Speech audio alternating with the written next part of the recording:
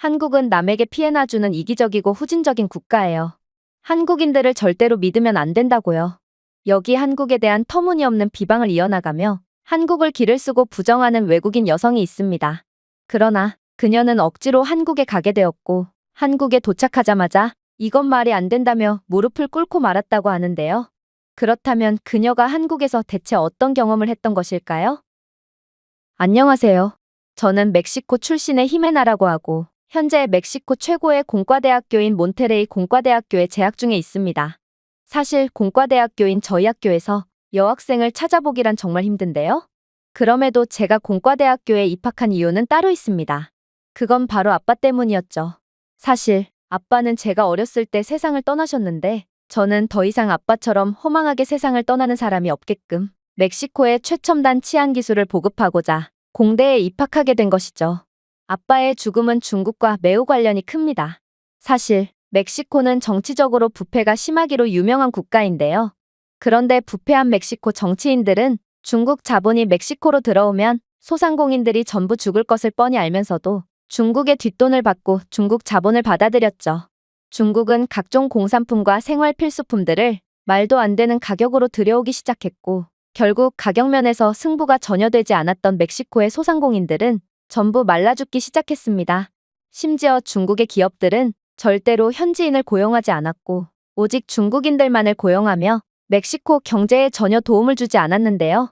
그러면서 멕시코 현지 법률을 지키지 않고 각종 공장에 오염수를 그대로 흘려보낸다든지 하며 지역민들에게 상당한 피해를 주곤 했어요. 정말 지옥이 있다면 여기가 아닐까 싶었을 정도로 수많은 멕시코 현지인들은 일자리를 잃었고 결국 생존을 위해 도둑질이나 강도짓을 일삼는 사람들도 꽤나 있었는데요. 그러나 아빠는 이러한 중국 자본의 멕시코 경제 지배에 대항하는 유일한 구원자셨습니다. 아빠는 조그마한 유통사를 운영하고 계셨는데 수많은 멕시코 소상공인들을 위해 적자를 보면서까지 중국 자본에 맞서 싸우셨거든요. 그러나 아빠의 이러한 영웅 같은 행보도 그리 오래가지 못했습니다. 중국 자본은 눈엣 가시 같던 아빠를 처리하기 위해 했었고 결국 중국인들의 사주를 받은 강도에게 당해서 세상을 떠나고 말았거든요. 사실 아빠의 사무실에 간단한 방범장치만 있었어도 아빠가 그렇게 허망하게 가는 일은 없었을 것입니다. 아니면 멕시코 경찰들이 조금만 더 깨끗했어도 이런 일은 절대로 일어나지 않았겠죠. 아빠의 사무실에는 구식의 CCTV 하나만 달랑있긴 했지만 그래도 경찰과 직통으로 연결되어 있는 연락망이 존재했거든요. 아빠는 꽤 오랫동안 숨이 붙어 있었음에도 불구하고 경찰들은 자느라 아빠의 연락을 받지 않았고 결국 아빠는 차가운 어둠 속에서 쓸쓸히 죽음을 맞이할 수밖에 없던 것입니다.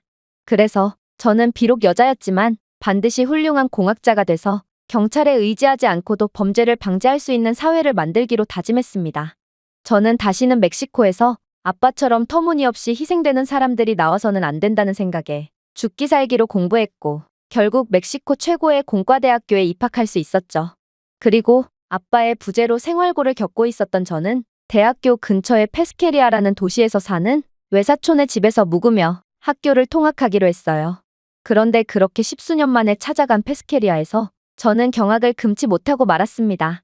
왜냐하면 분명 아무것도 없는 황무지의 시골 마을이었던 페스케리아는 웬만한 대도시 부럽지 않은 엄청난 인프라를 자랑하고 있었거든요. 심지어 페스케리아는 변변한 학교조차 없어서 사촌들은 제대로 된 교육도 받지 못했고 또 요즘은 엄청난 불경기임에도 사촌들은 전부 고소득의 일자리를 구한 뒤 남부럽지 않게 살고 있더라고요. 저는 이게 대체 어떻게 가능한 일인가 싶어 당황스러울 뿐이었습니다. 그런데 이모가 이내 충격적인 말을 해오기 시작하는 거 아니겠어요? 히메나, 요즘 이곳 페스케리아는 페스코리아라고 부른단다. 왜냐하면 한국인들이 이곳 마을에 들어오면서부터 마을은 완전히 변하게 되었거든. 마을을 좀 보렴. 지금 현대와 기아자동차, 그리고 삼성과 같은 글로벌 대기업들이 이곳 마을에 대규모 생산시설을 만들었지 않니? 이 공장들은 전 세계로 수출되는 자동차, 전자제품 및 기타 소비재를 생산하고 있고 한국 기업들은 페스케리아에 투자함으로써 수천 개의 일자리를 창출하여 지역 경제를 활성화했지. 특히나 기아자동차는 세계에서 가장 잘 나가는 자동차 중 하나로 이 공장에서만 매년 수십만 대의 자동차를 생산하고 있단다. 맞아. 몇 년 전 중국 기업들이 우후죽순으로 멕시코를 점령했을 때 중국 기업들은 멕시코 현지인들에게 어떠한 일자리도 제공하지 않았을 뿐더러 오히려 멕시코의 내수 경제를 완전히 붕괴시켰지. 그러나 한국은 전혀 다른 행보를 보이고 있어. 중국인 근로자들을 직접 멕시코로 데려오며 멕시코 경제에 전혀 도움이 되지 않는 중국 기업들과는 달리 기아자동차, 현대, 삼성과 같은 한국 기업들은 직원들을 현지에서 고용하는 것을 최우선 과제로 삼고 있거든. 한국 기업은 멕시코 근로자를 상당수 고용하고 있어 현지 인구에게 양질의 일자리를 제공하고 있으며 이로 인해 지역 경제가 크게 활성화되었지. 특히나 기아자동차는 조립라인 직원부터 엔지니어 및 관리 직원에 이르기까지 수천 명의 멕시코 근로자를 페스케리아 공장에 고용하고 있고 현지 직원들이 자동차 업계에서 성공하는 데 필요한 기술과 경험을 쌓을 수 있도록 교육 프로그램에 투자하고 있거든. 그야말로 한국은 자국 기업의 발전뿐만 아니라 현지인들의 생존까지 보장하는 의리 있는 국가인 거야. 비열한 중국 놈들과는 완전히 다르다고 볼 수 있지. 결국 한국의 투자 덕분에 나락으로 떨어졌던 페스케리아는 활기를 되찾았고 번화한 산업허브로 탈바꿈했어. 현지 근로자들은 고임금 일자리에 고용되어 있으며 부품 공급업체부터 물류회사에 이르기까지 산업을 지원하기 위해 많은 기업이 생겨났거든. 그러나 한국이 멕시코 전역에서 존경과 찬사를 받고 있는 가장 큰 이유는 따로 있어. 한국 기업들은 페스케리아의 성장을 지원했고 그 대표적인 예가 바로 인프라 개발 프로젝트거든. 자체 시설에만 집중하는 중국 기업들과는 달리 한국 기업들은 페스케리아 내에 공공 인프라를 구축하고 개선하는데 큰 투자를 해줬어. 원래 포장도 제대로 되지 않은 도로에 학교나 병원조차 제대로 없었던 이곳 마을은 한국의 도움으로 도로와 학교, 의료시설들이 들어서기 시작했고 결국 한국은 빈민가 시골 지역이었던 페스케리아를 멕시코 최고의 도시로 완전히 바꿔준 거야. 물론 한국 기업도 더 원활한 교통망을 통해 이익을 볼 수 있고 멕시코로 파견된 한국인 직원들의 복지를 위해 인프라를 지어준 까닭도 있겠지. 그러나 중국을 좀 봐. 중국인들은 멕시코에서 일하면서 스페인어 따위는 배우지 않아도 된다며 멕시코에서도 당연하다는 듯이 중국어로 말을 걸고 우리가 중국어를 못 알아들으면 화를 내곤 하잖아. 그리고 중국은 도로가 조금 불편해도 저렴한 중국인 인력을 더 사용하는 게 이득이라며 현지 인프라에 투자할 생각을 전혀 하지 않지.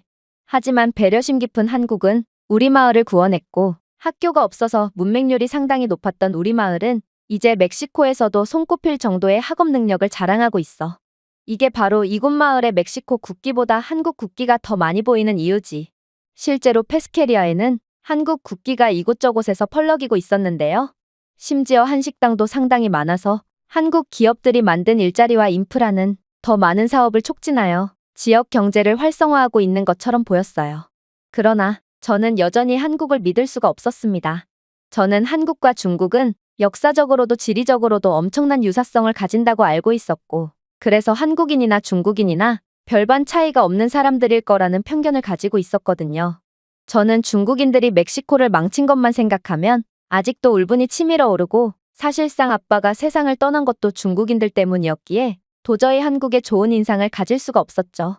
저는 한국 덕분에 여러 이익을 봤음에도 제 편견은 사라질 기미가 보이지 않았습니다. 한국은 이곳 공장에 출퇴근하는 근로자들을 위해 여러 대중교통 시설을 만들어 놓았고 저는 이러한 대중교통을 이용해서 손쉽게 학교에 등교할 수 있었음에도 매번 아무렇지도 않은 척하며 조용히 한국이 만든 인프라를 이용할 뿐이었어요. 그러다 저는 제 삶을 완전히 뒤흔들게 되는 충격적인 경험을 하게 되었습니다. 그건 바로 교양 수업 시간대의 일이었는데요. 교수님께서는 저희가 멕시코 최고의 공학인재로 성장하기 위해서는 저희가 나가야 할 방향을 정확히 설정하는 것이 중요하다고 말씀하셨고 이내 다큐멘터리 하나를 보여주기 시작했거든요. 사실 이건 멕시코인이라면 반드시 한 번쯤은 봤을 법한 그야말로 멕시코 전역을 충격의 독간이로 빠뜨린 다큐멘터리였습니다. 그리고 다큐멘터리는 한국 관련 내용을 담고 있었는데요. 요약하자면 한국의 경제 발전은 매우 성공적이었고 멕시코는 반드시 한국을 본받아서 발전을 이룩해야 한다는 내용이었죠. 심지어 대통령까지 나서 멕시코 전 국민이 한국 발전을 다룬 이 다큐멘터리를 볼 필요가 있다며 장려했을 정도니 아마 멕시코인들 중에 이 다큐멘터리를 안 본 사람은 거의 드물 것입니다. 물론 저는 보지 않았어요. 저는 중국 때문에 아시아라는 대륙 자체에 심각한 편견을 가진 상태였고 한국이 아무리 선진적인 국가라도 아빠를 제게서 빼앗아가고 멕시코를 못 살게 구는 나라 따위는 아무래도 본받고 싶지 않았거든요. 하지만 제 페스케리아에서의 경험들은 자연스레 한국에 관한 다큐멘터리에 관심을 갖게 만들었고, 그렇게 저도 모르게 다큐멘터리를 시청하게 되었습니다. 그리고 저는 그 즉시 경악을 금치 못하고 말았죠. 비록 제가 한국을 싫어하긴 했지만 한국은 정말 기적을 넘어선 매우 저력있고 존경스러운 국가라는 것은 도저히 부정할 수가 없었거든요. 일단 한국은 어려운 상황에서도 강력한 제조 기반을 구축하고 수출 주도 성장에 집중했는데요. 한국의 경제적 성공은 특히 전자, 자동차, 조선과 같은 산업에서 수출 시장을 위한 고품질 상품을 생산할 수 있는 능력을 바탕으로 이루어졌고, 저는 한국이 기술력의 부족으로 저부가 가치 산업 위주의 발전을 이어나가다가 이러한 기술 강국으로 발돋움한 과정들이 너무나도 존경스러웠어요. 사실 대부분의 국가들이 한국처럼 고부가가치 기술 산업에 도전하고 있지만 결국 고꾸라지며 중진국의 함정에 빠지곤 하는데요. 그러나 한국은 이러한 함정을 유일하게 극복한 국가로 정치인들의 능력과는 관계없이 오직 국민들의 피나는 노력 덕분에 이러한 경제적 성공을 이루어냈다는 점이 몹시 대단해 보였습니다. 앞서 언급했지만 멕시코는 정치인의 부패가 매우 심각한 국가로 멕시코인들은 정치인들 때문에 멕시코의 발전은 힘들 것이라는 패배의식이 팽배한 상태거든요. 그러나 한국의 이러한 저력은 정치인 없이도 국민들의 노력만으로 한국처럼 성공할 수 있다는 자신감을 불어넣어 주었고, 저는 한국의 성공에 없던 힘도 나는 기분까지 들었습니다. 그러나 한국 발전에서 가장 놀라운 점은 따로 있었습니다. 그건 바로 한국은 자신들의 국가는 자원이 하나도 없고 가난을 극복하기 위해서는 인적 자원만이 답이라는 사실을 빠르게 인정했다는 것입니다.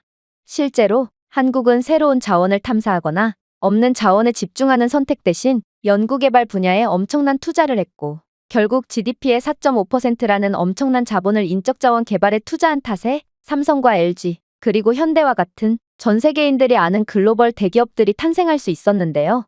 저는 기술에 대한 투자가 선진 경제 강국이 되기 위한 열쇠라는 점을 인식하고 혁신을 이룬 한국의 성견지명에 감탄만 나올 뿐이었습니다. 사실 멕시코는 저부가가치 산업에만 집중하고 있다가 최근에서야 한국처럼 연구개발에 대한 비중을 높인 국가인데요. 저는 멕시코가 한국의 경제 발전사를 그대로 따라하고 있는 것 같아서 뭔가 신기한 느낌도 들었습니다. 그러면서 도대체 한국을 믿어야 하나 말아야 하나 하는 혼란스러운 감정도 느끼게 되었죠. 중국 때문에 가족을 잃고 야만적인 중국인들에게 크게 되었던 제겐 더 이상 동양인들을 믿을 수가 없게 되는 트라우마가 생겨버렸고, 도저히 한국이 믿을 만한 국가인지 분간이 안 갔거든요. 마음 한편으로는 한국은 분명 신뢰할 수 있는 국가라는 생각이 들다가도 아무래도 한국은 무늬만 선진국이자 기술 강국이지 실제의 한국은 형편없는 국가일지도 모른다는 생각이 들기도 했죠. 중국 또한 강대국인 척하지만 이들은 인구수 때문에 경제 규모만 크지 현실은 최악의 시민의식을 가진 후진국일 뿐이거든요. 그러다 아주 좋은 기회가 찾아오게 됩니다. 그건 바로 한국으로의 장학 프로그램이 신설되었기 때문인데요. 저는 이렇게 한국을 의심하며 한국을 따라하는 멕시코의 경제 및 연구개발 정책의 혼란스러움만 느낄 바에는 제가 직접 한국을 경험하고 판단하는 편이 낫다는 결론을 내게 되었고, 그렇게 곧장 한국에 입국하게 되었습니다. 그런데 저는 한국 공항에 도착하자마자 큰 충격을 받을 수밖에 없었는데요. 왜냐하면 인천공항은 이미 생체인식 시스템을 구축해 놓았고 지문 스캐너와 결합된 얼굴인식 기술을 통해 여행자를 빠르고 원활하게 처리하는 동시에 보안을 강화하고 있었거든요. 심지어 입국자의 정보는 AI 시스템이 자동으로 분석해주기까지 했는데요. 이 첨단 보안 인프라는 승인되지 않은 입국자를 즉시 감지하고 경보를 울려서 사기나 불법 입국의 위험을 줄이고 있다고 하더라고요. 덕분에 저는 3초 만에 한국 입국에 성공할 수 있었고, 다른 외국인 관광객들 또한 이렇게 빠른 입국 수속은 난생 처음 경험해본다며 다들 한국의 최첨단 기술력에 혀를 내두르는 반응을 보였죠. 이건 아직도 수동 검사와 구식 여권 시스템에 의존하고 있는 멕시코와는 완전히 다른 상황이었기에 저는 아무리 한국이라도 그렇지 어떻게 이렇게나 수준이 높을 수가 있는 건가 싶어 어리둥절할 뿐이었습니다. 사실 멕시코는 종이 기반 시스템과 신뢰할 수 없는 스캐너로 인해 입국 심사 카운터에 긴 줄이 늘어나고 보안 직원 내부의 부패는 뇌물 강요로 이어지기 때문에 여행객은 종종 부당한 지연이나 괴롭힘에 직면하곤 하는데요. 또한 이러한 허술함은 범죄자들을 전혀 막지 못하고 있기에 그야말로 빠르고 정확한 한국과는 달리 멕시코는 느리고 부정확한 한심한 모습을 보여주는 게 다죠. 그런데 한국의 놀라운 점은 이뿐만이 아니었습니다. 인천공항의 자동화된 보안 게이트에는 직원의 수동 검색 없이도 금속 물체, 액체, 폭발물을 감지하는 스마트 센서가 장착되어 있었고, 이러한 시스템은 3D 스캐너와 AI 기반 엑스레이 기계를 사용하여 몇 초 만에 수화물을 분석했거든요. 또한 자동 수화물 하차 기능을 통해 승객들은 긴 줄을 서서 기다리지 않고도 수화물을 분실하지 않고 실시간 추적 기능을 통해 수화물을 확인할 수 있었습니다.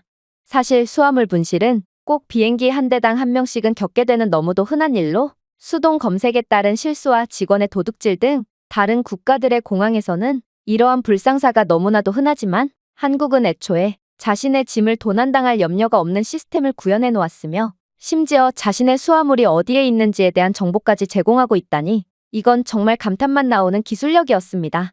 아무래도 한국은 정말로 세계 최고의 기술 강국이 맞는 모양이었고 그렇게나 가난하던 국가는 이제는 전 세계를 호령하고도 남을 최고의 기술력을 갖게 되어 세계 곳곳에서 온 관광객들 모두를 깜짝 놀라게 하는 모양이었죠. 그렇게 저는 세상에서 가장 빠른 입국을 마친 뒤 공항을 빠져나가서 버스에 탑승했습니다. 그러나 저는 한국을 의심했다는 것에 대한 대가를 치르는 건지 곧 하늘이 내리는 벌을 받게 되었습니다. 왜냐하면 그렇게 인천을 떠나 번화한 교차를 지나던 와중 제가 탄 버스 앞에서 추돌 사고가 났기 때문인데요.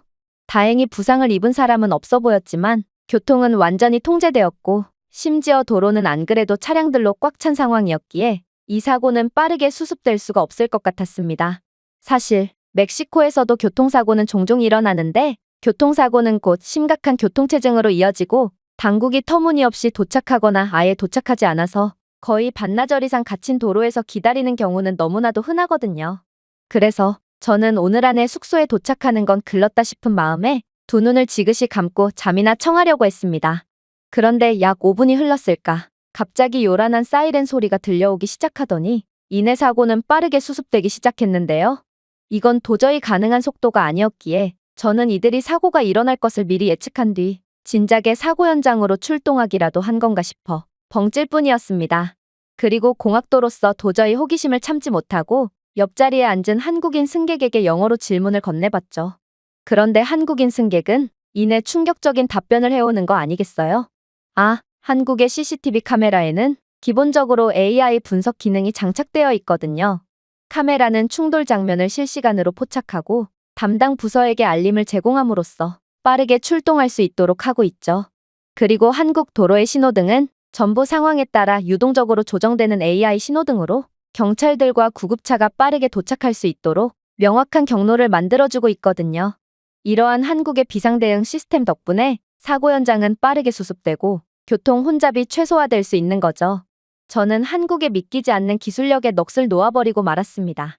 어떻게 한국은 이 정도로 최첨단의 비상대응 시스템을 마련해둘 수가 있는 것인지, 이건 사고 한 번 나면 반나절은 도로에서 보내야 하는 멕시코의 상황과는 완전히 다른 모습이었기에 저는 한국이라는 나라는 멕시코가 반드시 지향해야 할 선진국이라는 생각을 안 할 수가 없었습니다. 그리고 이 정도로 놀라운 CCTV를 가진 한국이라면 아빠는 그렇게 허망하게 가지 않아도 되었을 거라는 생각에 눈물이 나기도 했어요.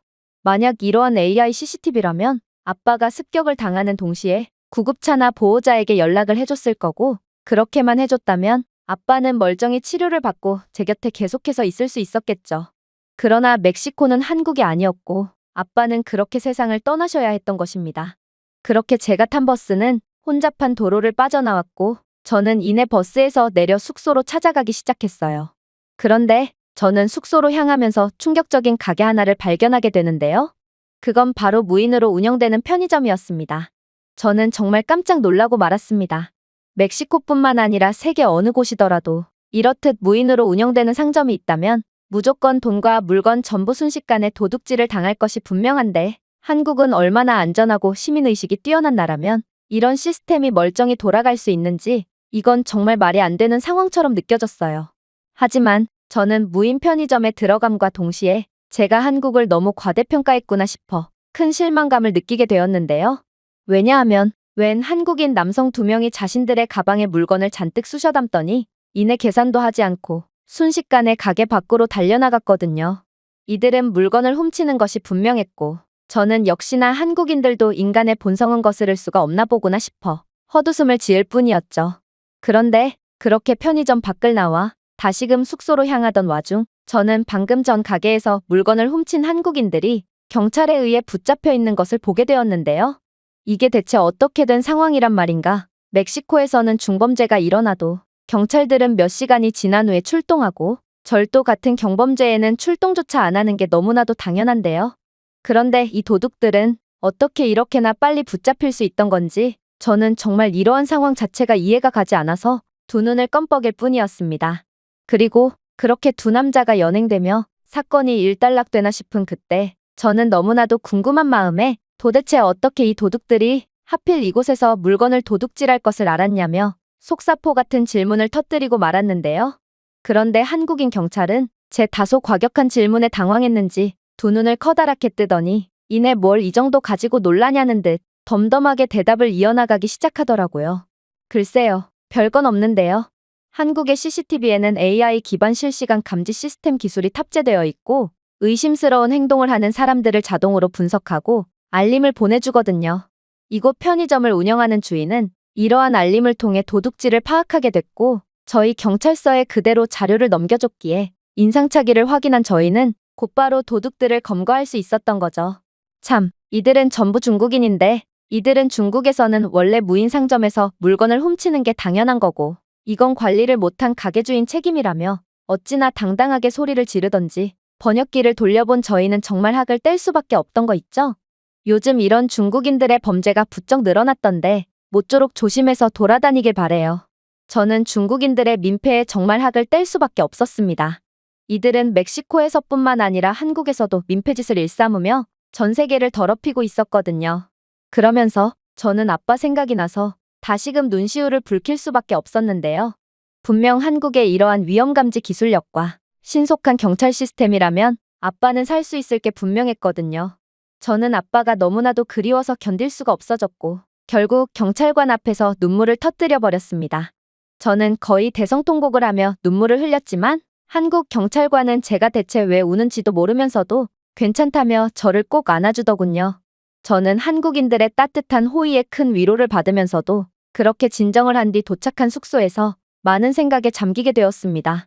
그리고 저는 기술 강국 한국에서 꼭 많은 것들을 배운 뒤 멕시코에서 더 이상 아빠처럼 허무하게 희생당하는 사람이 없도록 할 거라고 다시 한번 다짐하게 되었습니다.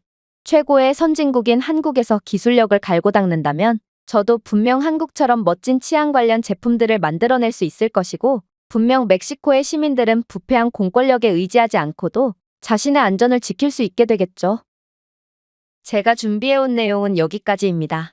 끝까지 시청해주셔서 진심으로 감사드리며 여러분들의 구독과 좋아요, 알림 설정은 영상 제작에 큰 힘이 됩니다. 이상 세모튜브였습니다.